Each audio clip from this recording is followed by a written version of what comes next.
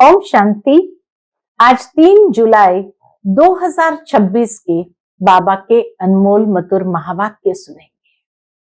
आज के बाबा की मुरली से पहले गीत बजा है, इस पाप की दुनिया से दूर कहीं ले चलो।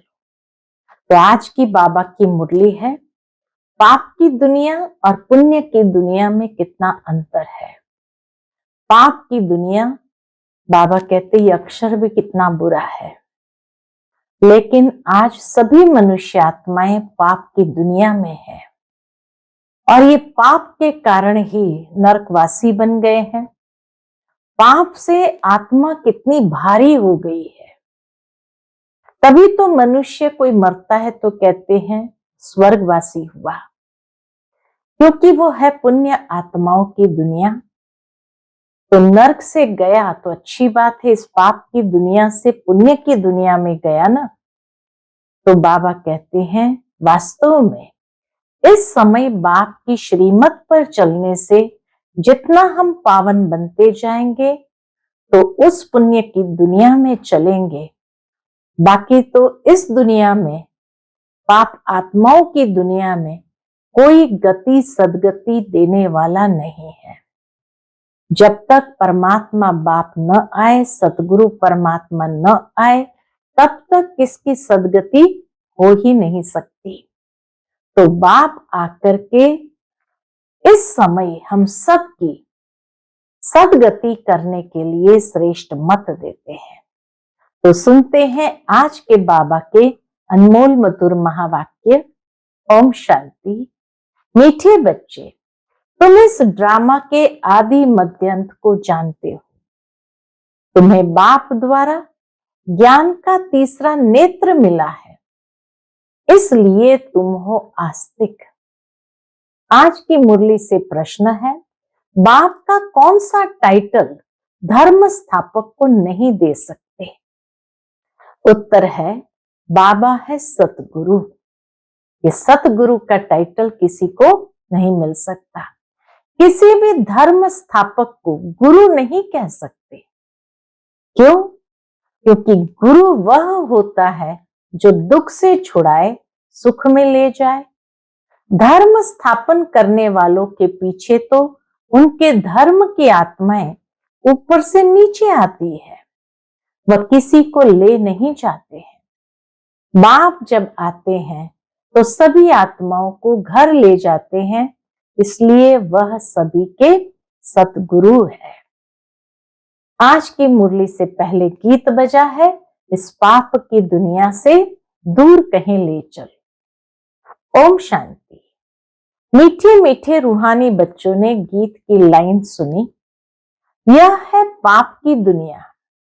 बच्चे जानते भी है ये पाप आत्माओं की दुनिया है। कितना बुरा अक्षर है, परंतु मनुष्य ये समझ नहीं सकते कि सचमुच ये पाप आत्माओं की दुनिया है। जरूर कोई पुण्य आत्माओं की दुनिया भी थी, उसके अगेंस्ट में कोई पुण्य आत्माओं की दुनिया भी थी, उसको कहा जाता है स्वर्ग। पाप आत्माओं की दुनिया को कहा जाता है नरक। भारत में ही स्वर्ग और नरक की चर्चा बहुत है। मनुष्य मरते हैं तो कहते हैं स्वर्गवासी हुआ, तो इससे सिद्ध होता है नरकवासी थे। पतित दुनिया से पावन दुनिया में गया, परंतु मनुष्य को कुछ भी पता नहीं है। जो आता है सो बोल देते हैं, यथार्थ अर्थ कुछ भी नहीं समझते हैं। बाप आकर तुम बच्चों को तसल्ली देते हैं। क्या तसल्ली देते हैं? कि अब थोड़ा धीरज धरो, अब पुण्य आत्मा या पावन दुनिया में जाने का समय आ रहा है, तो थोड़ा धीरज धरो। तुम पापों के बोझ से बहुत भारी हो पड़े हो। इतना पापों का बोझ हो गया जो बाबा कहे बहुत भारी हो पड़े हो। अब तुमको पुण्य आत्मा बनाए ऐसी दुनिया में ले जाते हैं जिसको स्वर्ग कहा जाता है। वहां न कोई पाप होगा, न कोई दुख होगा। बच्चों को धीरज मिला हुआ है। आज यहां है, कल अपने शांति धाम फिर सुखधाम में जाएंगे। जैसे बीमार मनुष्य थोड़ा ठीक होने पर होता है तो डॉक्टर धीरज देते हैं, जल्दी से तुम बहुत अच्छा हो जाएंगे। हाँ, डॉक्टर धीरज देते हैं, जल्दी से तुम बहुत अच्छा हो जाएंगे। अब यह तो है बेहद का धीरज। बेहद का बाप कहते हैं तुम तो बहुत दुखी पतित हो गए हो, अब हम तुम बच्चों को आस्तिक बनाते हैं। फिर रचना का भी परिचय देते हैं। ऋषि आदि तो कहते आए हैं कि हम रचयिता और रचना को नहीं जानते। अब उसको कौन जानते हैं? रचयिता को कौन जानते हैं? कब और किस द्वारा जान सकते हैं? ये किसको भी पता नहीं। जब ऋषि मुनियों को मालूम नहीं था तो सत्य कह दिया।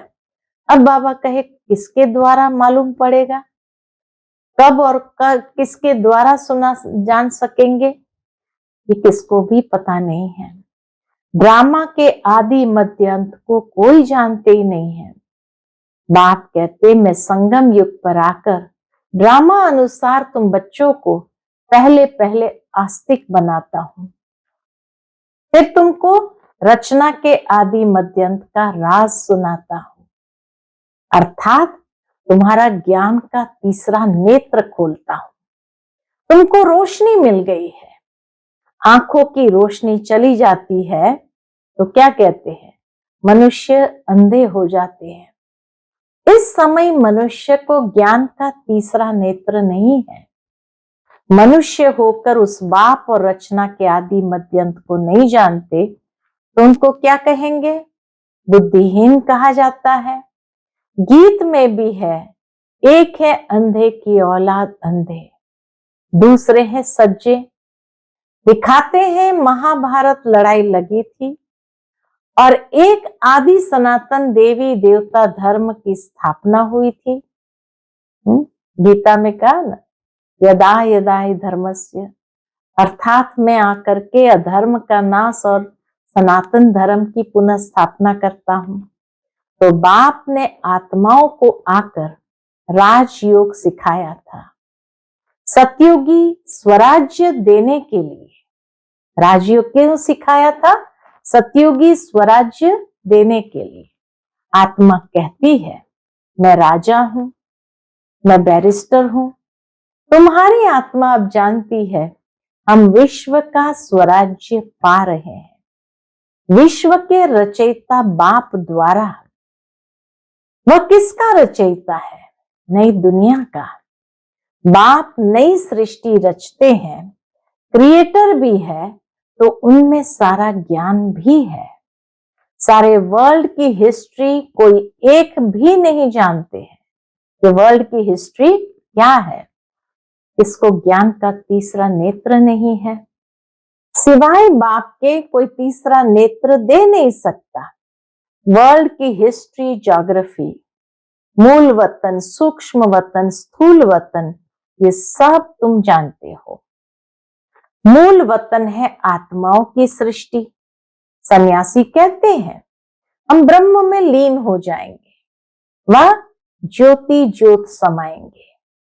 ऐसा है नहीं, कोई ऐसे समा नहीं सकते। तुम जानते हो ब्रह्म तत्व में जाकर निवास करेंगे। वह शांति धाम घर है, वह कह देते हैं ब्रह्म ही भगवान है। कितना फर्क है। घर को ही भगवान कह देना तो बाबा कहते कितना फर्क है। ब्रह्म तो तत्व है, जैसे आकाश तत्व है वैसे ब्रह्म भी तत्व है, जहां हम आत्माएं और परम पिता परमात्मा निवास करते हैं। उनको स्वीट होम कहा जाता है। वह है आत्माओं का घर। बच्चों को मालूम पड़ा है ब्रह्म महातत्व में कोई आत्माएं लीन नहीं होती और आत्मा कभी विनाश को प्राप्त नहीं होती। लीन हो जाना माना आत्मा का अस्तित्व ही खत्म हो जाना। आत्मा अविनाशी है। ये ड्रामा भी बना बनाया अविनाशी है। इस ड्रामा के कितने एक्टर्स हैं? अभी है संगम युग, जबकि सभी एक्टर्स हाजिर है। नाटक पूरा होता है तो सब एक्टर्स, क्रिएटर आदि सब आकर हाजिर होते हैं।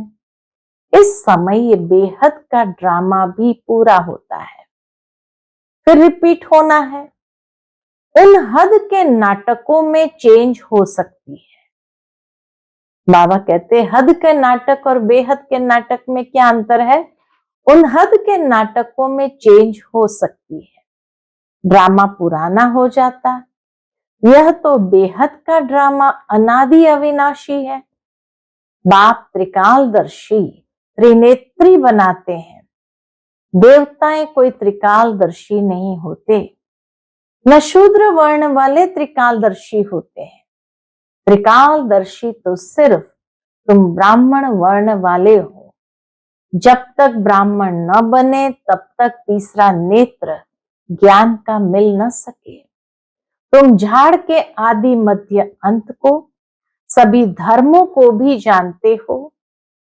तुम भी मास्टर नॉलेजफुल हो जाते हो। बाप बच्चों को आप समान बनाएंगे ना। ज्ञान का सागर तो एक ही बाप है, जो सभी आत्माओं का बाप है।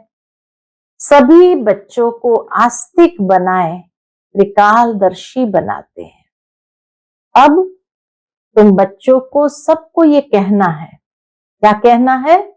कि शिव बाबा आया है, उनको याद करो। ये बात बाबा कहे तुम्हें सबको कहनी है, शिव बाबा आया है, उनको याद करो। जो आस्तिक बनते हैं वो बाप को अच्छी रीति प्यार करते हैं। तुम्हारे ऊपर बाप का भी प्यार है, तुमको स्वर्ग का वर्षा देते हैं। गाया हुआ है, विनाश काले विपरीत बुद्धि विनश्यन्ति और विनाश काले प्रीत बुद्धि विजयंती। गीता में कोई कोई अक्षर सच्चे हैं। श्रीमद् भगवत गीता है सर्वोत्तम शास्त्र, आदि सनातन देवी देवता धर्म का शास्त्र। यह भी समझाया है मुख्य धर्म शास्त्र है ही 4, और जो धर्म वाले हैं वह आते ही सिर्फ अपने धर्म की स्थापना करने, राजाए आदि की बात नहीं। उनको गुरु भी नहीं कह सकते, वो न राजाए स्थापन करते हैं और उनको गुरु भी नहीं कह सकते। गुरु का तो काम ही है वापस ले जाना। इब्राहिम, बुद्ध, क्राइस्ट आदि तो आते हैं, फिर उनके पिछाड़ी उनकी वंशावली भी आती है। गुरु वह, गुरु का कर्तव्य क्या है? गुरु वह जो दुख से छुड़ाए और सुख में ले जाए। वह तो सिर्फ धर्म स्थापन करने आते हैं। यहाँ तो बहुतों को गुरु कह देते हैं। ब्रह्मा विष्णु शंकर को भी गुरु नहीं कह सकते, लेकिन कह दिया भक्ति मार्ग में गुरु ब्रह्मा गुरु विष्णु। हम तो बाबा कहते इन तीनों को भी गुरु नहीं कह सकते। एक शिव बाबा ही सर्व का सदगति दाता है। पुकारते भी एक राम को है। शिव बाबा को भी राम कहते हैं। बहुत भाषाएं हैं तो नाम भी बहुत रख दिए हैं। असुल नाम है शिव, उनको सोमनाथ भी कहते हैं। सोम रस पिलाया अर्थात ज्ञान धन दिया, बाकी पानी आदि की तो बात ही नहीं है। तुमको सन्मुख नॉलेजफुल ब्लिसफुल बना रहे हैं। बाप तो ज्ञान का सागर है, तुम बच्चों को ज्ञान नदियां बनाते हैं। सागर एक होता है, एक सागर से अनेक नदियां निकलती है। अभी तुम हो संगम पर। इस समय ये सारी धरती रावण का स्थान है। सिर्फ एक लंका नहीं थी, सारी धरती पर रावण का राज्य है। राम राज्य में बहुत थोड़े मनुष्य होंगे, ये सिर्फ अभी तुम्हारी बुद्धि में है।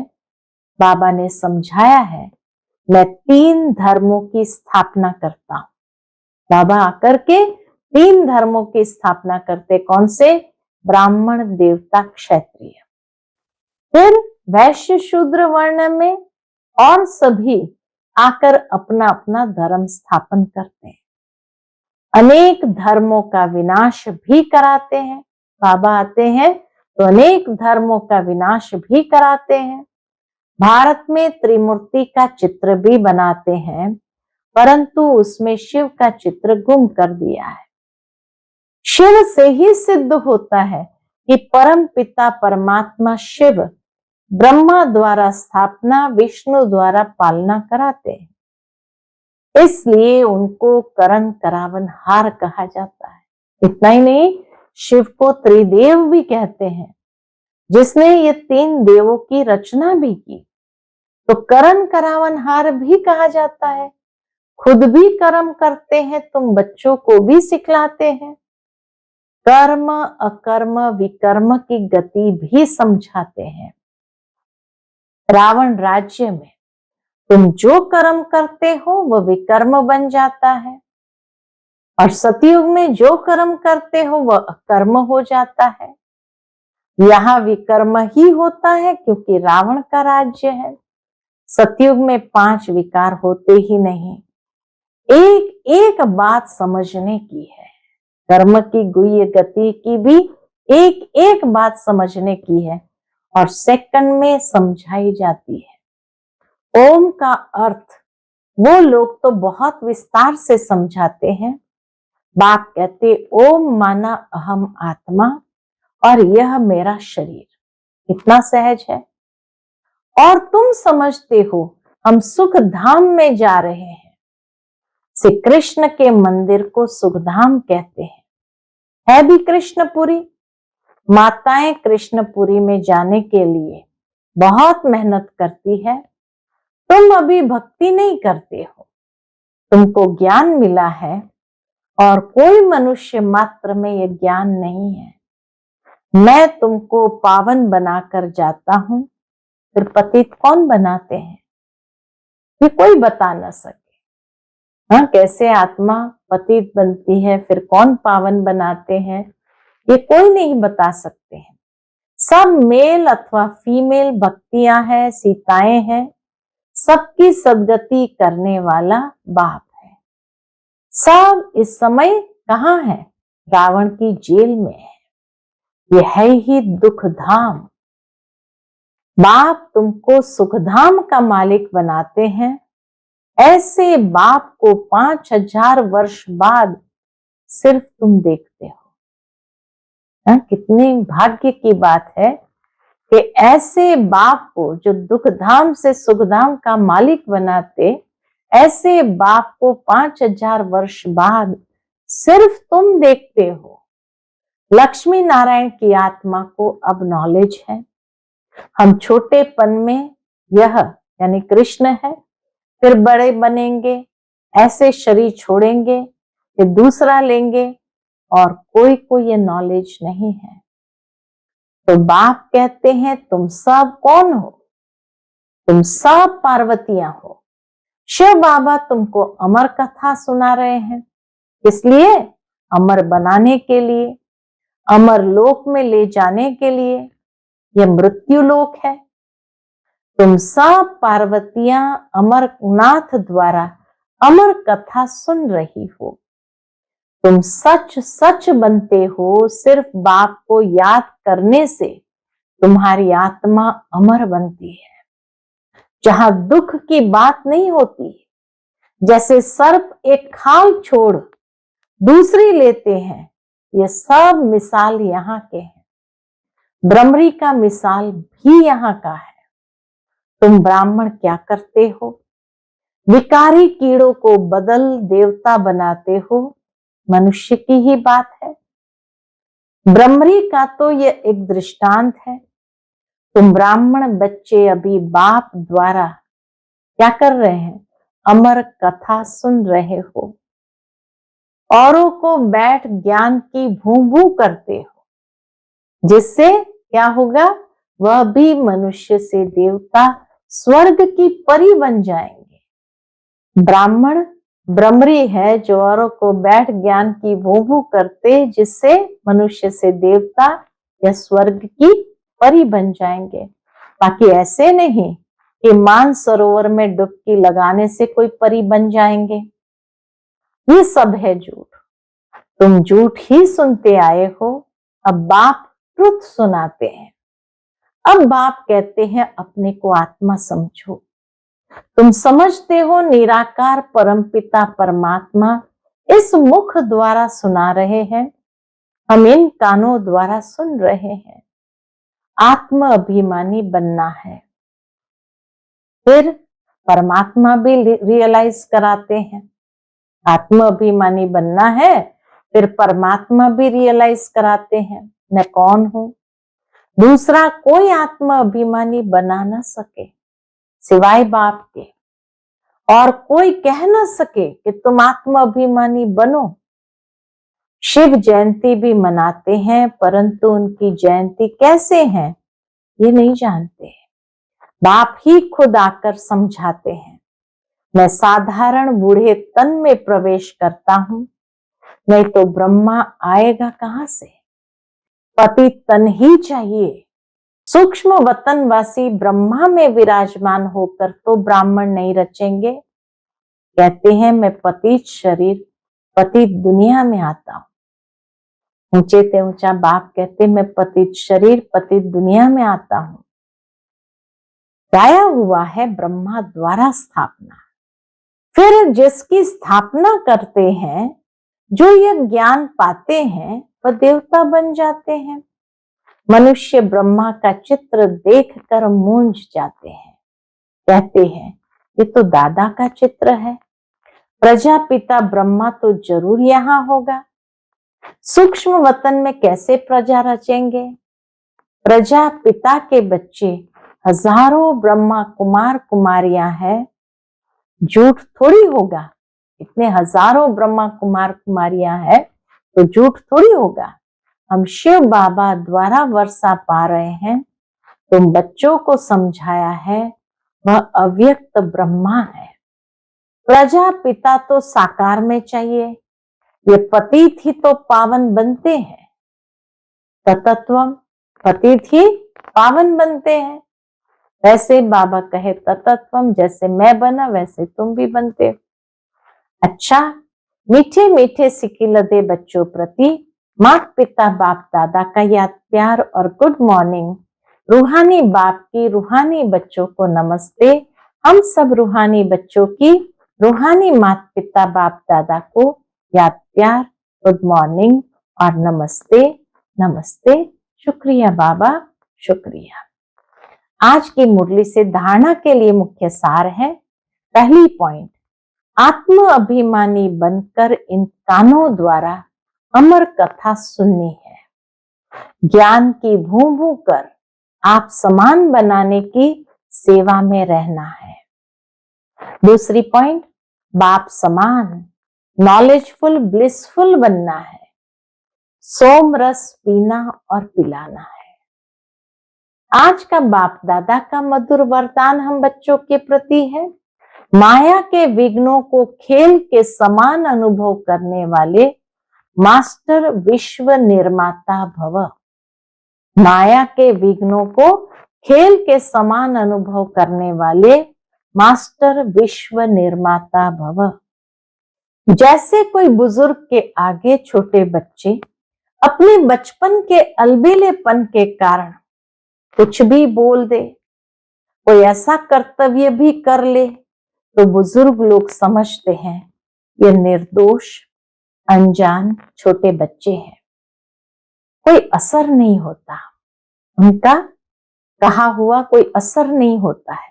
ऐसे ही जब आप अपने को मास्टर विश्व निर्माता समझेंगे तो माया के विघ्न बच्चों के खेल समान लगेंगे। बाबा कहे तो ये माया के विघ्न बच्चों को खेल समान लगेंगे। माया किसी भी आत्मा द्वारा समस्या विघ्न व परीक्षा पेपर बनकर आ जाए तो उसमें घबराएंगे नहीं, लेकिन उन्हें निर्दोष समझेंगे। आज का स्लोगन है स्नेह शक्ति और ईश्वरीय आकर्षण स्वयं में भरो तो सब सहयोगी बन जाएंगे। स्नेह शक्ति और ईश्वरीय आकर्षण स्वयं में भरो तो सब सहयोगी बन जाएंगे।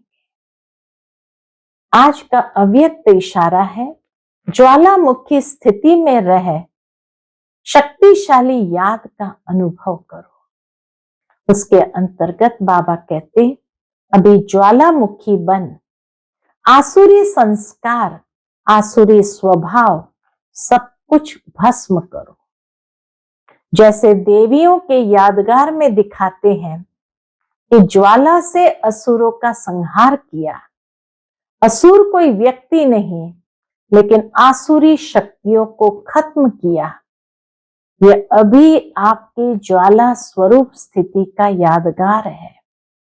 अब ऐसी योग की ज्वाला प्रज्वलित करो जिसमें ये कलियुगी संसार जलकर भस्म हो जाए।